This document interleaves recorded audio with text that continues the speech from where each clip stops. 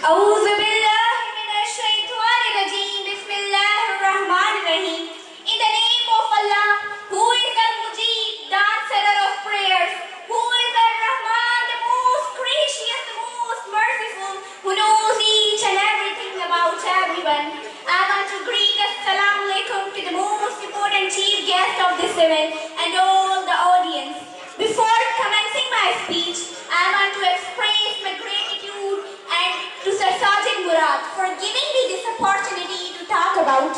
Today, I want to talk about a revolution that's been centuries in the making. A revolution that's not just about women but about humanity. औरत की आजादी का हक है, औरत की आजादी का गीत है, वो जो खुद के लिए लड़ती है, वो जो खुद के लिए जीती है. It is the anthem of women's freedom. She who fights for herself, she who wins for herself. As I stand before you to talk about something that has the power to transform society and uplift nations, women empowerment. Women who form half of the world's population are the architects of a society.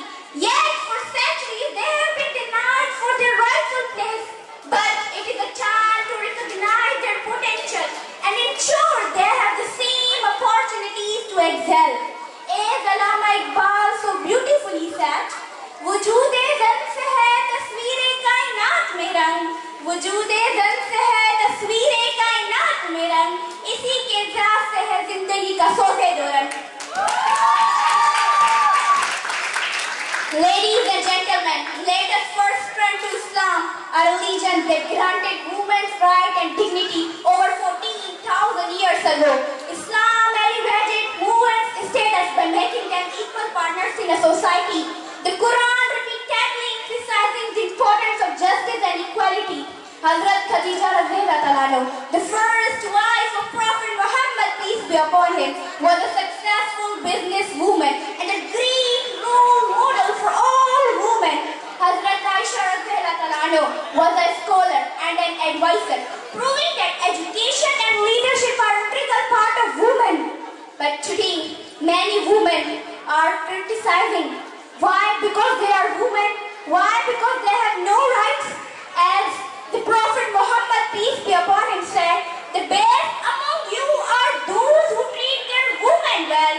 This legacy reminds us that empowering women is not a favor, it is a responsibility. Moving beyond religion, let us explore the international scenario. In countries like New Zealand and Finland, women have assumed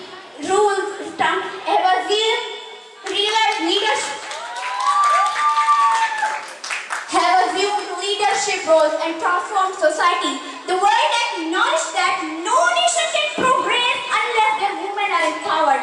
In the words of Faiz Ahmad Faiz, बोल के लफाज़ात है तेरे, बोल ज़बान तक तेरी है, बोल के लफाज़ात है तेरे, बोल ज़बान तक तेरी है. Speak for your lips are free, speak for your tongue it is still yours.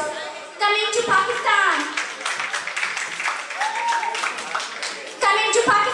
we have seen a mixed picture of women like Benazir Bhutto, the first female prime minister of a Muslim country, and Malala Yousafzai, a Nobel laureate, inspire us with their achievements.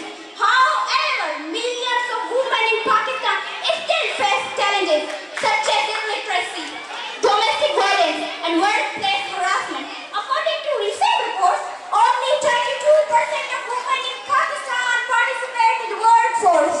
This must change, Mr. President.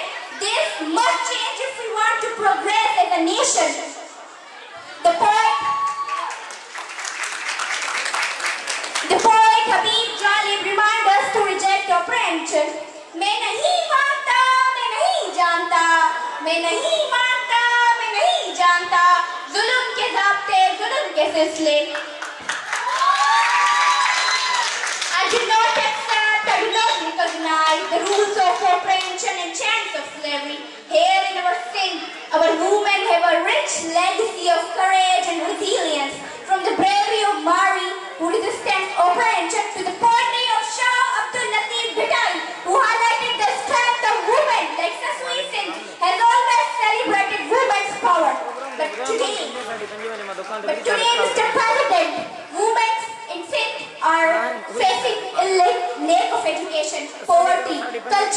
instructions. Rural women are especially burdened with labor yet remain unheard.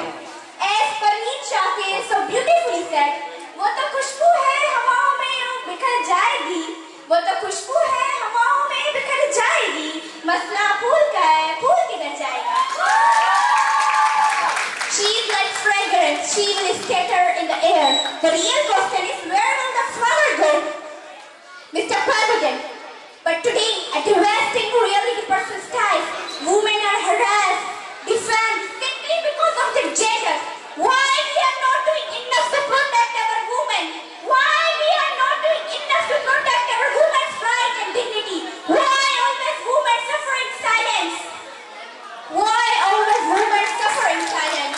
In Pakistan, millions of girls are still out of school, denying for their rights. By investing in education, we invest in the future of our nation. As Ahmad Farah said, जिंदगी से ये कह दो अब रुके ना कभी, जिंदगी से ये कह दो अब रुके ना कभी, जो जुदा हो उसे खत्म होने ना दे. Tell life to never stop. Let no life ever fade. In closing remark, empowerment is not just about words. I'm repeating, empowerment is not just about words. It requires action. Let us ensure that no girl is denied education, no woman is denied her rights, and no voice is silenced. Remember, when we empower women, we empower humanity. Let us rise together to build a world where women are free to dream, achieve, and lead. Mr. President, it is the time to change our mindset and create a society of respect and equality. In the last, I want to share these lines, then I will take my place. जहाँ सबकी आवाज हो, चलो आओ वैसी एक नई दुनिया बनाए. जहाँ औरत को उसका हक मिले, चलो आओ वैसी एक नई दुनिया बनाए. जहाँ औरत अपने ख्वाब पूरे कर सके, चलो आओ वैसी एक नई दुनिया बनाए. जहाँ औरत का मुकाम माशरे में समझा जाए, जहाँ औरत का मुकाम माशरे में समझा जाए, जहाँ औरत की एक अलग पहचान हो, चलो आओ वैसी एक नई दुनिया बनाए. जहाँ हम सब अपनी सोच बदलें और औरत को इज्जत का मुकाम दे, चलो आओ वैसी एक नई दुनिया बनाए, चलो आओ वैसी एक नई दुनिया बनाए.